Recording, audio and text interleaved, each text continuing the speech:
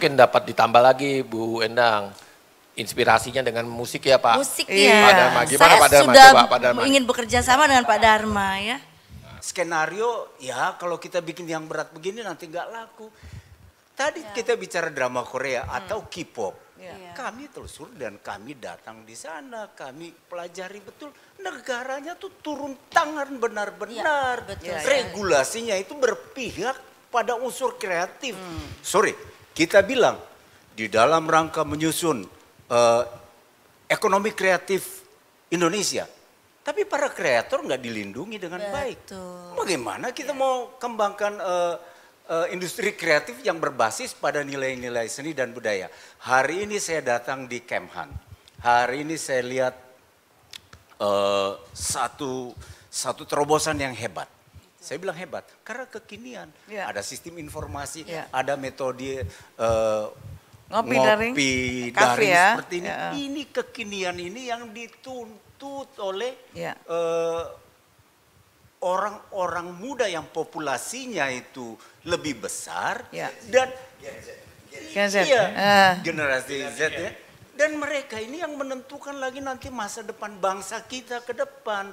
Kalau kita tidak meninggalkan legacy yang baik buat mereka dengan menyusun peradaban yang baik, indikator-indikator ini akan dicatat dan kita semua berdosa. Oleh karena itu hari ini udah jam berapapun Bu Endang, Pak Dirjen tadi, Pak Direktur bilang kita kumpul untuk ngomong ini, komitmen kita. Setiap warga negara berhak dan wajib. Wajib loh bela negara. Oleh karena itu saya tulis lagu Mars Bela Negara itu. Tepuk tangan. Sudah puluhan tahun lalu saya bikin. Waktu itu saya masih di DPP KNPI. Saya audiensi dengan Pak Wiranto. Pulang audiensi saya tulis lagu itu, saya langsung bikin rekaman. Saya bilang Jimmy Manopo, kita buat musiknya, masuk studio biaya sendiri dan saya kasih buat negara. Luar biasa, tepuk tangan dong. Terima kasih Bung Rupanya Dharma. serius sekali ya Pak Direktur. Bung Dharma ini mengingatkan saya waktu saya kecil. Bung Dharma itu juga salah satu saksi sejarah kita-kita ya dulu ya. Kan ada lagu apa dulu, pemuda kemana langkahmu menuju. Itu banyak sekali lagu-lagu patriotik pada saat itu atau lagu-lagu kebangkitan pemuda dan banyak sekali tema-tema lagu seperti itu tapi sekarang agak kurang gitu. Jadi mungkin saya sama Bung John ini, dia juara prosa nasional. Kami sekelas dulu. Saya bilang Bung John, ini ada Uta Likumahua mau rekaman. Uta punya lagu-lagu kan hits itu ya. Kita buat judulnya apa? Kita tidak sendiri ya. Kuning, merah, hitam dan putih bersatu dalam damai. Ya, kita nggak boleh, kita nggak bilang ini partai-partai ini enggak. Kita kasih pesan lewat narasi seperti itu. Dia ahli prosa kan, dia tulis liriknya kuning, merah, hitam dan putih. Boleh sangat. Bung, saya setuju Bung. Dengan demikian kayaknya seni ini harus tingkatnya tuh menteri, Bung. Setuju nggak? Jadi ada Kementerian Kebudayaan itu sendiri gitu loh. Sekarang kan digabung Pak nomenklaturnya.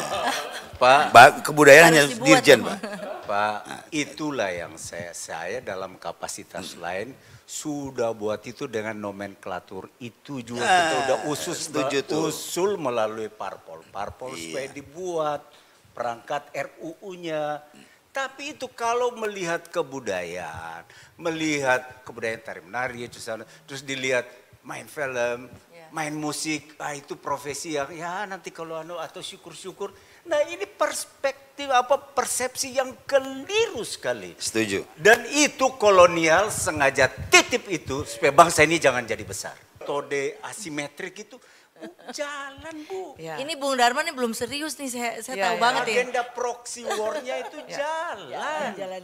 Dan metode yang dipakai tadi dia bilang itu ekspor kebudayaan ini diganti pola kolektif kolegialnya dengan semangat gotong royong jadi pola individual. Nah, itu gotong royong itu yang harus ditekankan di garis bawah itu. Dan pakai musik, pakai film, pakai segala macam. Dulu ada impor-impor film yang sampah tapi diputar di media-media segala macam. Karena belinya murah, memang dikasih murah supaya dirusak bangsa ini. Gimana bangsa kita itu mau berkorban untuk sesamanya. Nah, yang ketiga tuh setia kepada Pancasila sebagai ideologi negara. Betul. Itu sudah ya hukumnya wajib lah Pancasila itu.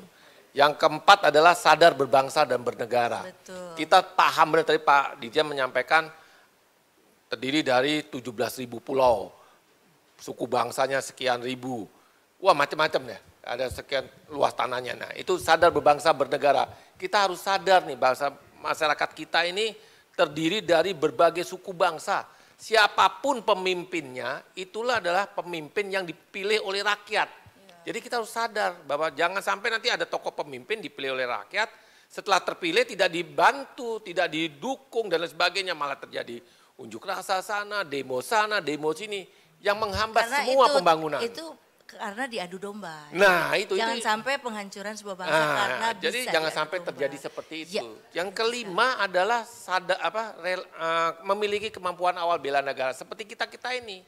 Memiliki kemampuan awal bela negara ya anak muda dengan caranya dia masing-masing lah. Ya. Sebagai olahragawan dia harus bisa menampilkan, bisa berjuang dari bidang olahraganya menjadi satu juara.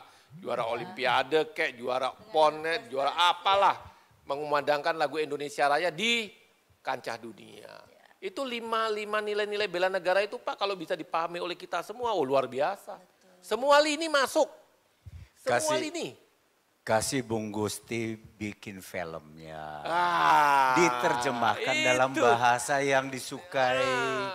Dengan sineas-sineas yang bagus. Bisa saya tanggapi Pak? Ya, gimana Pak Jo? 5 nilai itu mau ditanamkan kapan? Sejak dini Pak. Kita berbicara Pak kalau sudah pada usia-usia lewat golden boy, percuma. Jadi golden boy itu ada di usia SD itu Pak. Nah, itu Jadi kalau tantangannya Pak ya. SD itu dimasukkan, itu tertanam di kepalanya. Kemendikbud tidak membuat satu program yang fokus ke situ. Dulu Soekarno bikin itu pembangunan karakter bangsa. Anak-anak SD, saya merasakan itu. Di kelas saya melihat itu ada di depan itu Bhinneka Tunggal Ika, Guru Garuda. Ya. Di belakang itu ada peta. Jadi sampai sekarang di kepala saya itu peta Indonesia dengan kota-kotanya itu peta buta. Saya tahu. Dan setiap pagi nanti guru masuk, guru bilang, kamu ya, Wahyu, kamu ke depan. Ucapkan Pancasila. Setiap saat kita tuh siap mengucapkan Pancasila di 5 sila itu. Sampai sekarang terekam di sini. Anak-anak sekarang coba tanya Pancasila. Nggak tahu, banyak nggak tahu. Banyak. Ini mohon izin Pak, mumpung ada dari Parvi, ada dari Papri. Nah ini sekarang kan eranya era milenial dan generasi Z. Ya, bahkan post Z ya. Dan itu mendominasi kurang lebih 60% penduduk Indonesia. Nah ini saya yakin ini menjadi tantangan tersendiri bagi Parvi maupun Papri untuk membuat film-film yang tentu tetap harus edukatif, yang mendidik, tetapi disukai sama anak-anak milenial sekarang, disukai anak generasi Z. Sekarang terlebih juga sudah era digital, tentu kemasan-kemasan yang disukai anak-anak sekarang ini menjadi tantangan bagi Parvi maupun Papri. Nah begitu juga lagu-lagunya. Nah ini banyak orang tua yang mengeluhkan bahwa sekarang ini sangat susah untuk mencari film yang sifatnya film anak-anak yang mendidik ya. Kemudian lagu-lagu anak yang mendidik yang dengan tema-tema cinta tanah air, tentang sadar berbangsa, bagaimana sadar bernegara itu sangat minim. Nah barangkali saya ingin mendengarkan dari Mas Gusti Randa apa strategi yang ditempuh oleh Parvi untuk menghadapi segmen pasar yang sekarang ini memang didominasi oleh para milenial dan generasi Z dengan tantangannya tentang tantangan di era digital. Nah itu. Jadi kalau kita berbicara tadi, oh kita bicara harus begini, harus begini, harus begini. Bagi mereka dikatakan itu mitos tuh. Itu mitos aja kayak gitu-gitu. Nah mereka tuh lebih open mind, dia nggak bisa sifatnya dogmatis anak sekarang. Nah sehingga film-film kita ini kayak contoh kemarin deh, ketika Idul Fitri ada film dibuat oleh teman saya, Novia Klopaking produksi film Terima Kasih Emak, Terima Kasih Abah. Itu bagus banget itu. Tapi yang bilang bagus banget itu generasi kita bilang bagus. Tapi buat anak milenial sekarang, nih apa sih kayak emak gue ngomong di rumah nih, gue harus begini, harus begini. Ini film itu flop. Kita harus pandai-pandai mengemas bahkan dalam bahasa yang sederhana pun yang mereka harus paham. Tantangan bagi Papri, bagaimana menciptakan lagu-lagu yang disukai anak-anak generasi milenial, generasi Z yang kelihatannya mereka lebih cenderung ke Korea-Koreaan nih atau ke barat-baratan. Nah ini tantangan banget bagaimana musik Indonesia juga bisa menjadi tuan rumah di negeri sendiri ini. Gimana Mas? Silakan Mas. Iya. Jadi sekali lagi kami juga sudah melakukan kajian ini. Ya kan, memang industri kita ini kan industri cari untung.